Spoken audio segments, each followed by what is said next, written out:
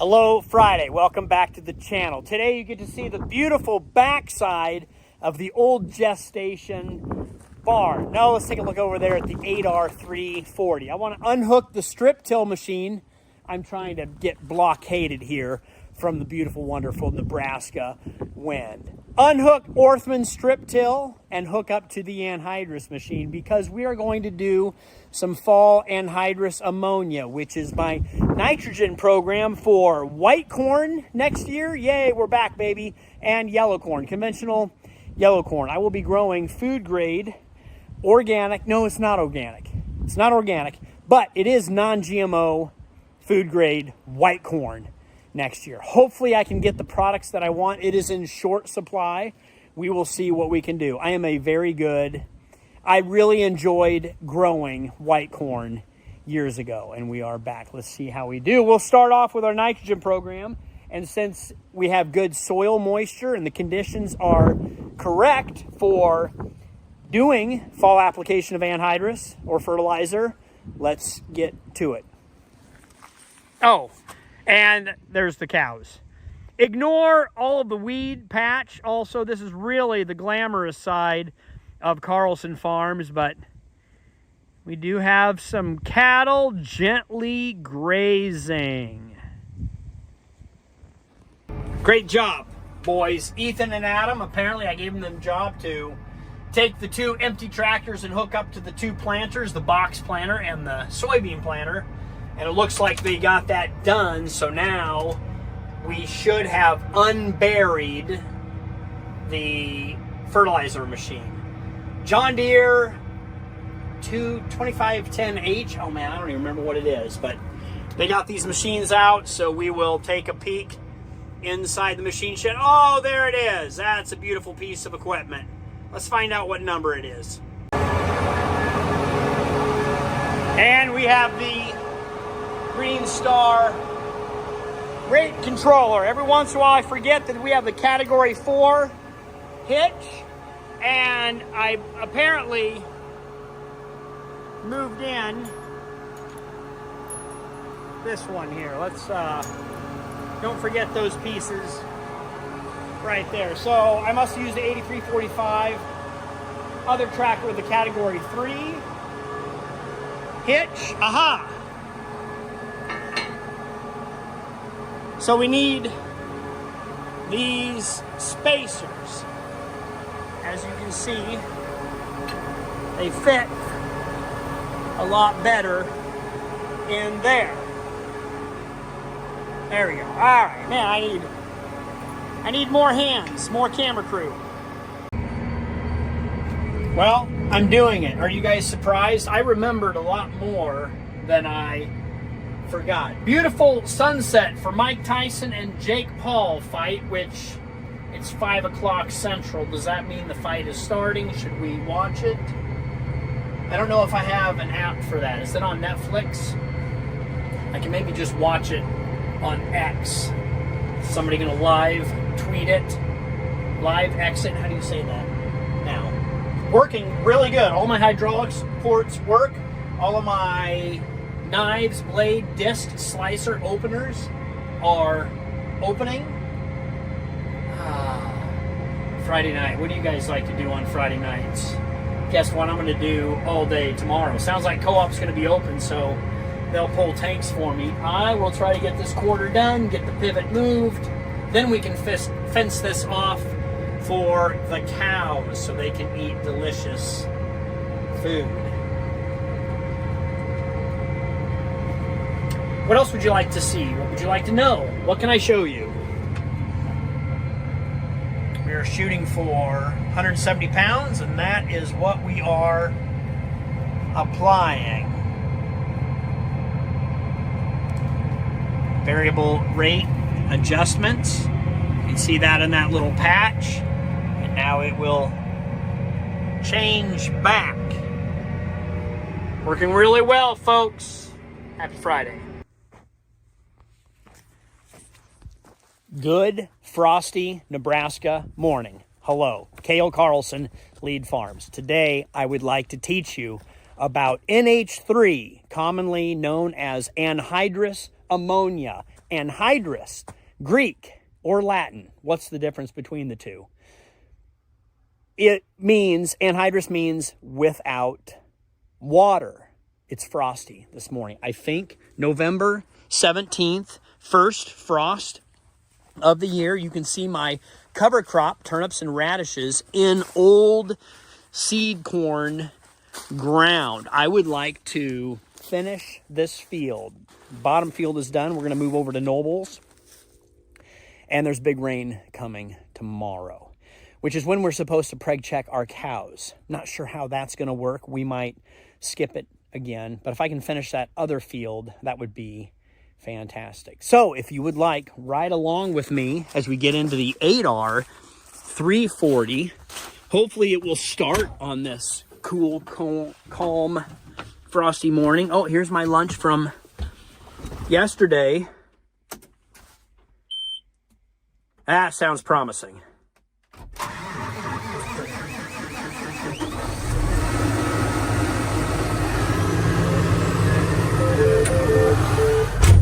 We will allow this old beast to warm up, turn on our auto steer, and let's go through some math and science. Put your education hat on and learn with me. If I can teach you, that's one of the best ways to learn. Here we go.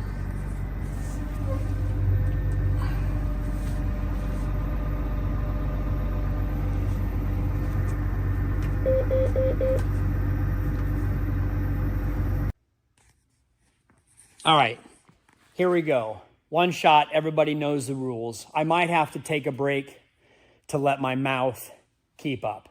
NH3, anhydrous ammonia. It is one of the farmer's best and cheapest forms of nitrogen. NH3 is anhydrous ammonia, which is 82% nitrogen and 18% hydrogen. Most other forms of nitrogen would be like in liquid form or dry form, like liquid fertilizer is 32% nitrogen. So this usually is the cheapest and easiest. Been around since like in commercial farming use, like in the 60s, and it helps me produce really, really good corn. Here is the science behind it. Anhydrous ammonia is NH3, which is nitrogen, and then you got your 3 hydrogen atoms roaming around, okay? Anhydrous, remember, without water. So when I apply anhydrous ammonia to my soils, there is moisture in there. Water, remember, is H2O. So NH3 is unbalanced, unstable, and it gets super aggressive with water, and it will rip one of these hydrogens out of H2O to make NH4. And that is ammonium, okay? Which is great. That's exactly what we're looking for. Once ammonium is in the soil, and the nitrogen will become readily available when bacteria digest the ammonium, then it will make nitrogen, for what my corn plants need. Remember, when the soil temperature is below 50 degrees, the bacteria in the soil will not convert this. So when I'm applying in the fall or in the spring, that ammonium will just sit there in the soil until the ground temperature rises up. Bacteria digests the ammonium, converts it to nitrogen. So that's one thing that I'm watching when I apply it in the fall. I don't always apply it in the fall, but I'm doing it this year. We've got good moisture and low soil temperature, so it is going to work very well. Remember that our bacteria, in 1 teaspoon of soil, there's over 1 billion bacteria. 1 gram contains 60,000 species. Check me on all of my spelling as well. Side note, ADD. 60,000 species of bacteria. They're not even all named. But the interesting thing about bacteria is most of it lives in the top 6 inches of the soil, because that's where all of our organic matter resides. I'll get back to that in a second. Let's go through the safety of anhydrous ammonia. I keep it inside of a tank, storage tank, because it has to remain under pressure to keep it liquidized. Otherwise, just in the open atmosphere, it is a gas, because the boiling point of anhydrous is -28. The freezing point of anhydrous is -108. So, super dangerous. This stuff, if it hits your skin, it can freeze you and burn you at the same time. Remember, your skin is about 44% water. Your eyes and your lungs are a lot more water. Remember what I said, when this chemical reaction takes place, it's very nasty when it's so attracted to water that we have to be very careful. So we have goggles and gloves. You need to wear your safety equipment because it's dangerous to work with. I don't mind it. It's still worth it for me. Okay, let me gather my thoughts. I'll come right back.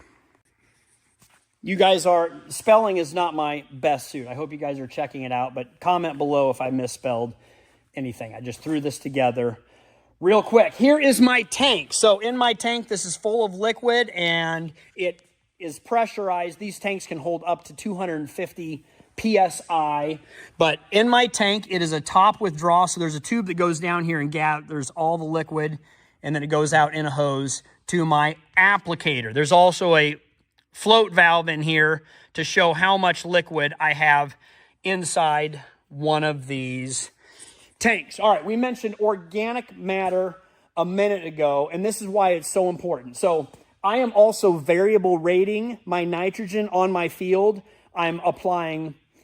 We will grid sample these fields, so I go out and probe the soil. Servitech, shout out, thank you. Probe the soil, we'll check how much nitrogen is left over, how much organic matter is there, because next year when I'm growing corn, if I have a lot of mineralization in the organic matter, I don't need as much nitrogen. So I am applying nitrogen based on this map, based on grid of only putting on fertilizer essentially where I need it. All right, this year, 2024, I took it one step. I took it to the next level and loved what I saw. And I'm doing 4 quarters this year. A quarter of ground is 160 acres. I'm signed up with Sentinel Fertigation. And so what we do here, we have the same variable rate. So we're variable rating here. But then also we have these little test plots where I will apply 30 pounds less and 60 pounds more. And then next year, 2025, throughout the growing season, we will monitor this almost daily with with satellites. We will take aerial imagery of this field and we will watch these, what we call canaries, to see if the crop starts suffering. If I need more nitrogen throughout the growing season, I'll put it on more than likely in liquid form through the pivot. I can pump on 32% nitrogen through my pivot fertigation process. So I am lowering, I'm even going, so what the recommended rate is, usually the old rule of thumb was 1 pound, 1 unit, 1 credit, 1 unit of nitrogen would equate to 1 bushel of corn. Well, we started going lower and lower, 0.8, 0.9, 0.7. I think last year I was almost 0.69 nitrogens out there per bushel of corn. So we're raising more corn by using a lot less nitrogen. Probably good for the environment, but also I don't have to spend as much money on the nitrogen. I can grow just as much corn. So this is cool technology. Follow along, and I'll kind of show you how that goes in my technology in my tractor. Was that it? This is kind of a longer video, longer clip. I'm sure I'm missing a few things, but any questions, thoughts, or concerns, let me know. I love doing this. I love putting this all together to grow food for you guys so that I can have food for my family. A lot of work, but a lot of cool technology that's here coming down the pipeline that I enjoy working with. Well, the tractor is successfully warmed up. Remind me, don't start the tractor that early if you're going to shoot a YouTube video explaining the process of all of that. I put probably an hour on this tractor of idle time. Oops, but mission accomplished. The tractor is warm. We will drive over these ridges and get over to the other field because this one is done. And we'll probably start moving that pivot as well. My goodness, I just realized this is probably going to be a super long video. Good thing you guys don't mind. I am pulling tandem 1,500 gallon tanks. And if you remember in my picture where my hoses hook up, there is a tube that goes all the way down here to the bottom to suck the liquid off the bottom. Then I have, these are the vapor valves for filling it up. And then I've got a gauge here, and you can see I have about 40% left in this tank. A lot of times you'll see people pull just a single one, and I've got several other tanks. Over there is dual 1,000 tanks, which I really prefer. It's a lot easier to hook those up. Anyway, got 2 hoses that will go into this cooling system. I don't remember how that works or why we need to, oh, I remember. We need to cool it off, if that makes any sense, to keep it in liquid form. And then I run it through a hydraulic pump to keep it under pressure, and then it will run through this manifold into this John Deere. It's a 2510H hitched, but it has 15 row units, and each hose goes to one of these row units. This disc opener is set at an angle, and then it has a foot right here on it, so it's angled, slicing into the dirt, and then this foot, and then this chisel spade. So the anhydrous, in mostly liquid form, shoots down into the soil here, and then it has a closing and packing system. Works really well, really efficient. It is a high speed. It is built for less soil disturbance, and just to slice and dice into the soil, get your nitrogen down in there, and move on with life. True set active depth, so I can control the pressures, how much down pressure I'm putting on these slicer dicers. I don't know if you can see the angle. It's not very much, but it is very low disturbance. All right, so we are in the appropriate field, and I will go to, we don't need, oh yeah, 3 point, we'll see where that's at. 32%, that's good. So go to hydraulic number 2, press it forward, and it will unfold the wings. And there are actually wings on top of the wings. We have wings on wings. Speed up the video.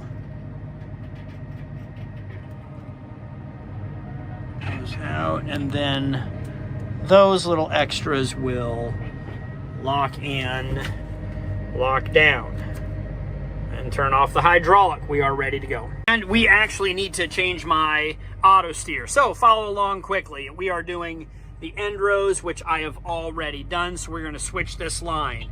Go reset. Yes. Load pattern. I want that one.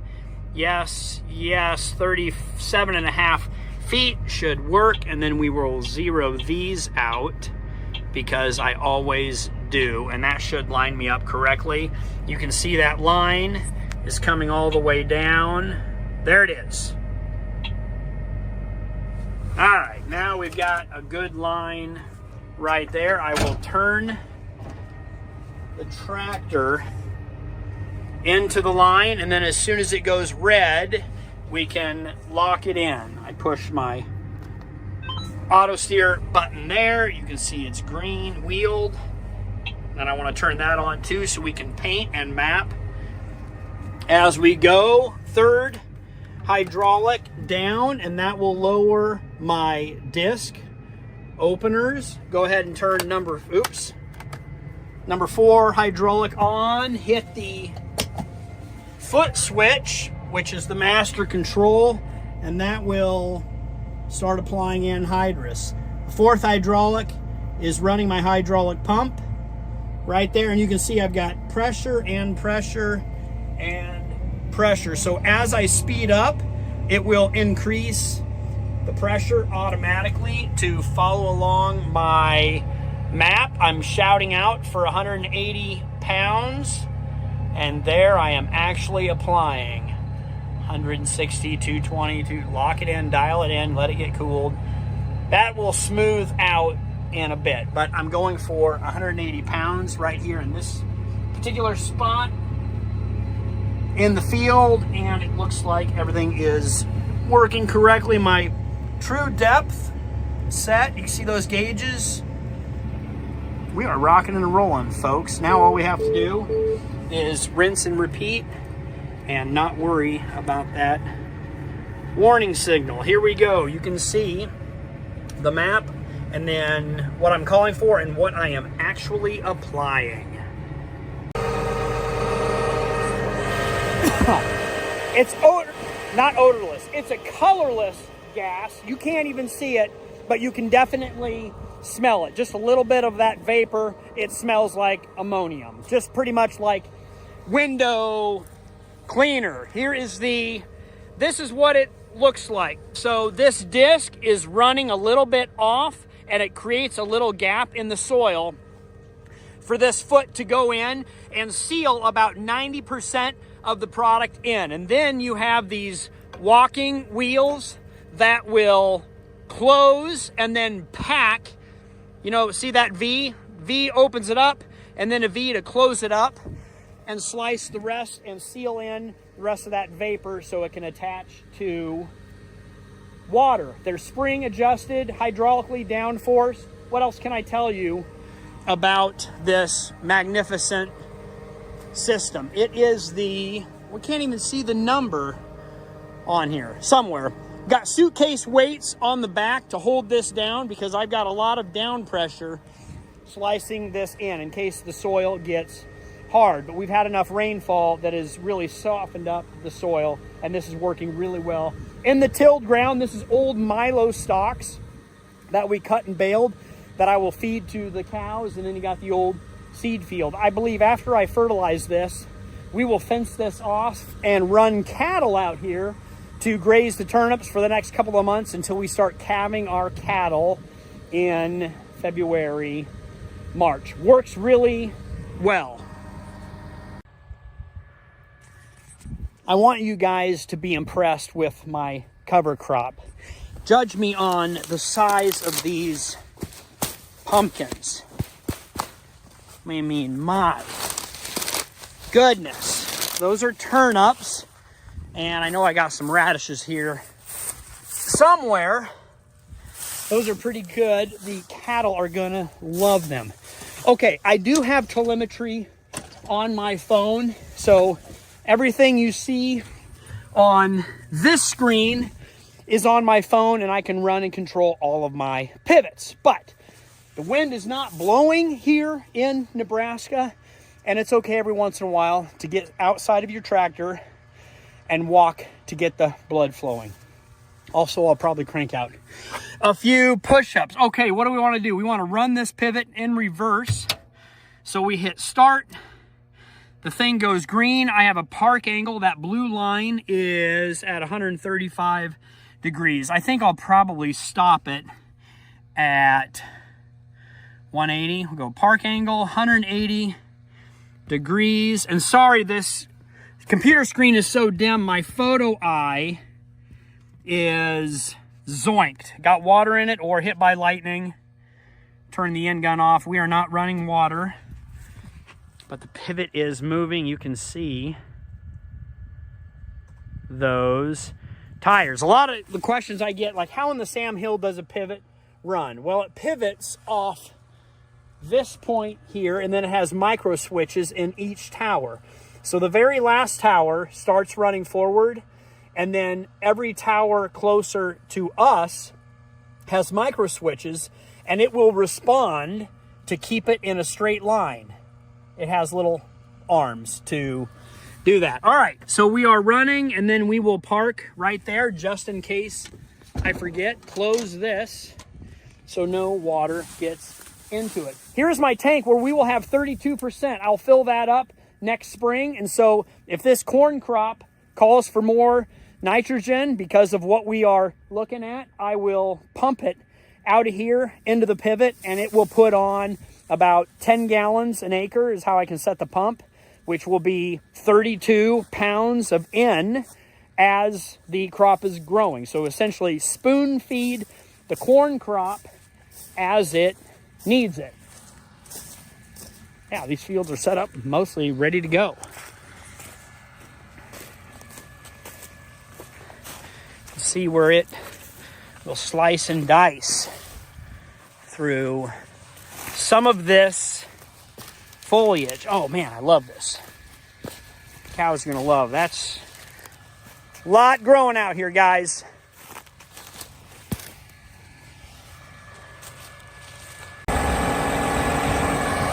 One thing I noticed that you guys that have been following along the last few videos, the old turnip has been on the front suitcase weight for the last couple of weeks. How long will this turnip last? I haven't touched it. I'm doing all this field work, driving up and down the roads. It's still unattached. Our mascot is on the front.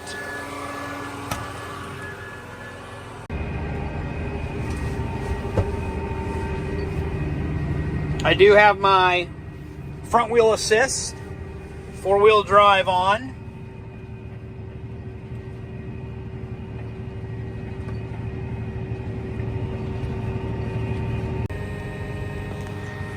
I think it's important to keep coming back to safety items. Here's a few safety features: goggles, gloves. Also, when we hook these up, we do have safety chains and pins with keys down underneath. If for some reason all of that would fail, these hoses have breakaways in them with check valves. Also, inside these tanks are a check valve. So if some reason that valve would get broken or torn off, it'll check valve and stop all of the anhydrous from leaking out. Also, if you'll notice, on top of these tanks are these red things. These are filled with water, and the only first aid safety for anhydrous, if I get some on my skin or get blasted, is water. So remember that that chemical reaction where the anhydrous attracted to water, so the best combatant is water. So if I would ever get blasted in the face or the hands on the skin, always wear long sleeve Carhartt pocket tees. But you would run over here and pull this down and then just douse yourself with water to stop the burning. I don't mean to scare you guys about the handling of this stuff, but this is just a video for future generations or my children or anyone else. I remember watching videos back in high school ag class. Do we even have shop or ag anymore? The dangers and perils of this, and how it is important to realize your safety and take safety as a priority in handling this stuff. So just a few seconds putting on this equipment can really help save your life, so we can farm in future years, future generations. Something else I want to show you. All right, we are on top of the manifold. So after the anhydrous goes through the cooler, it will run through this filter it, and then you've got these valves. One of them is an on-off switch, and I hit that with my foot to turn the pressure on and off. And then this one is a valve that smooths the rate out to adjust the flow of anhydrous through the system, so I can variable rate it, so I can keep a constant speed and it'll adjust it, or I can adjust my speed. And then you have this valve tree. So each individual, let me jump down here and hurt my knees. Each individual row has a valve. So if any row would get plugged, I would see it through here. So we can keep an eye on everything. Works well.